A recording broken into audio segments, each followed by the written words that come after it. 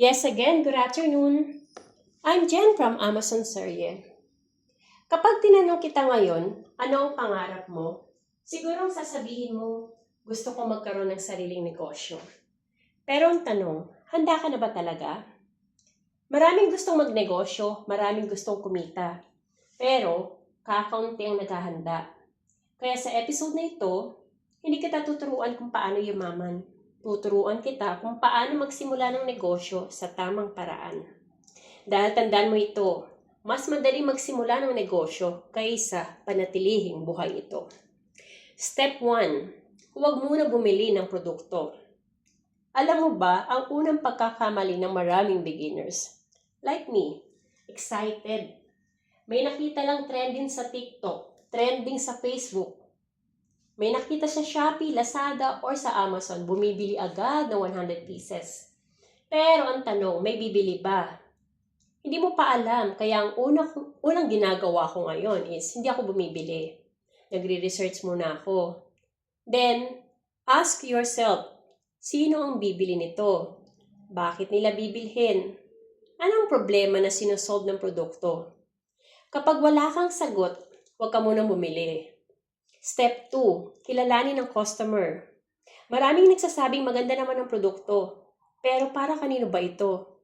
Halimbawa, nagbebenta ka ng baby products. Anong target mo? What I mean, anong target na customer mo o target market mo? Nanay ba? Tatay? Lola? O hospital? Kung hindi mo kilala ang customer mo, paano ka magbebenta? Hindi lahat ng tao is customer mo. So, I'll give you another example. Halimbawa, ang store mo is malapit sa university or school. Pwede kang magtinda rin ng school supplies. Okay? Aside from your essential needs na tinitinda, school supplies, pwede ka rin magtinda ng food. Halimbawa is mga drinks nila or sandwiches. Di ba?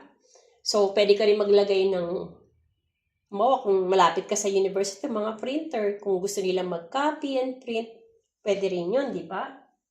Then, step 3, maghanap ng tamang supplier. Hindi presyo lang ang tinitignan. Quality din. Yung delivery. Communication between you at yung supplier na kinukuhanan ng paninda. Replacement in case na meron kang return items na damage. Or let's say, bumili ka ng food sa kanila, ng product sa kanila, pag uwi mo sa bahay, nakita mo mga expired pala. Invoice. Importante rin ang invoice. Kasi, in case na meron kayong discrepancy, na-receive mo yung produkto, then, manually versus sa invoice, iba ang nakalagay. Importante din yan. So, at least, pwede mo yung erase yung concern mo. Then, reviews. If they have website o meron silang store, like for example in Facebook, check nyo rin yung review nila. Baka meron kayong malaman na mga positive review feedback or negative review feedback. Tandaan natin, ang supplier is partner natin yan. Okay? Halimbawa, nag-click ang business mo, sa kanya ka kumukuha. Of course, ang business din niya tataas.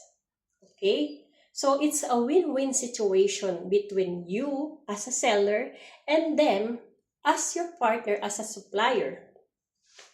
Kapag mali ang supplier mo, ikaw ang mapapahiya sa customer. Okay? So, it's better maganda na meron kayong good communication between you and the supplier.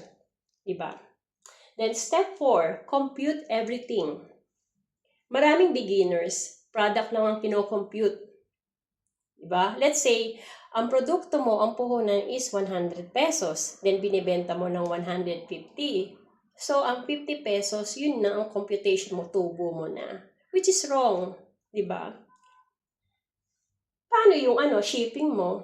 Halimbawa, binili mo yun sa ibang lugar. Paano yung pamasahe mong tricycle or jeep? Diba? Or kung in-order mo lang through online, and then, paano yung shipping ng delivery fee pang shipping nun? Dapat kasama rin, di ba? Packaging. Halimbawa, plastic bag. Kasama rin yun, di ba?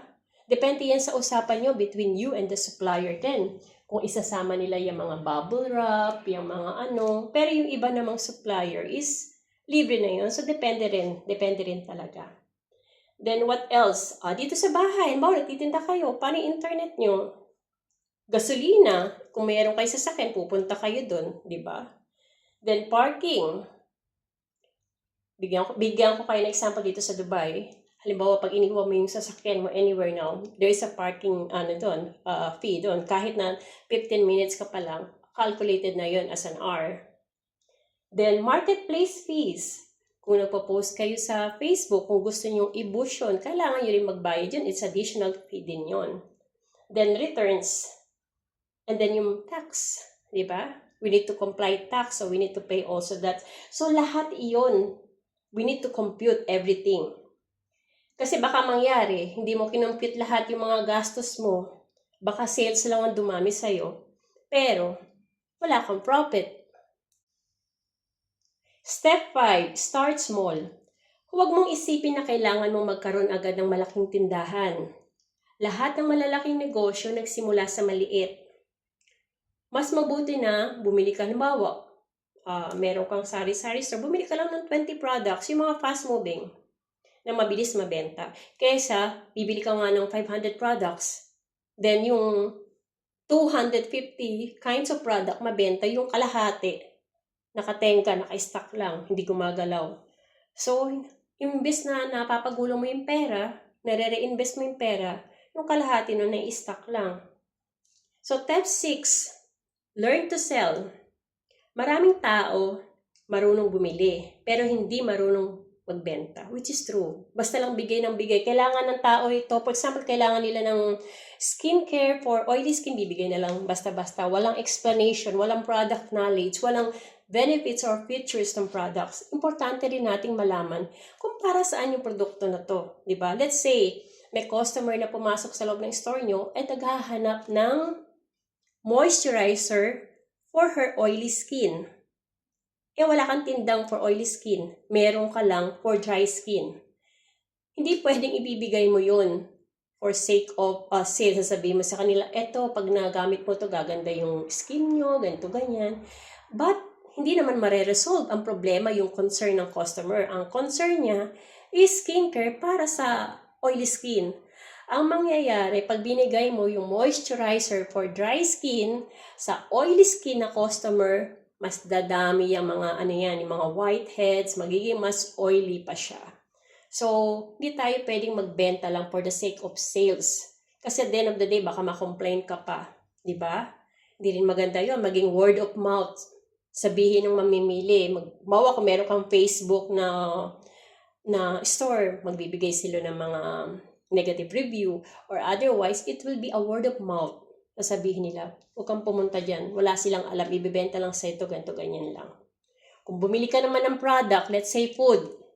Let's say lang, then, kung pagbili mo ng food, let's say, canned goods, pagbili mo ng canned, hindi mo dinouble check sa tindahan, na yung dinisplay mo pala mga expired. Imagine may pagbumili yung customer, pag uwi nila sa bahay, nakita nila expired. Problem yon. So, pwede ka nilang i-complain. Diba? Then, ang worst pa yan, word of mouth. Pag word of mouth, sabihin, huwag kang bibili dyan.